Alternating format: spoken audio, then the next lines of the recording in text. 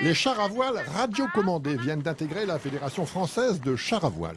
Leur première compétition officielle a eu lieu dimanche sur la plage de Sainte-Cécile à Camier.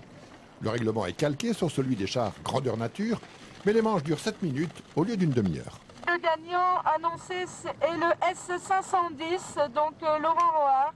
Avant, on faisait des compétitions entre nous et donc on n'avait pas vraiment de reconnaissance. Maintenant, c'est vrai que le fait d'être fédéré, on peut faire des championnats. Alors vous les accueillez dans la fédération?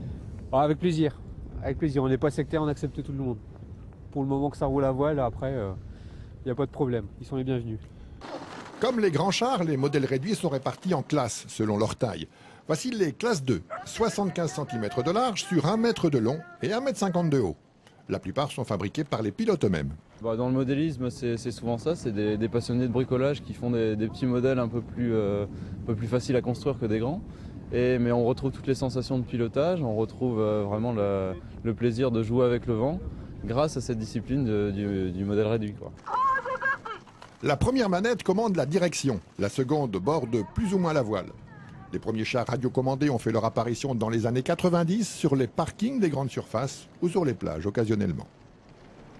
J'étais dans les premiers, disons qu'il y en a beaucoup qui ont essayé, mais c'est pas évident à faire rouler.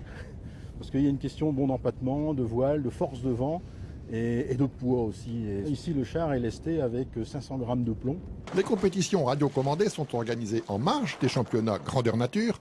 Prochaine rencontre officielle le 10 avril à Gravelines et le 8 mai au Touquet.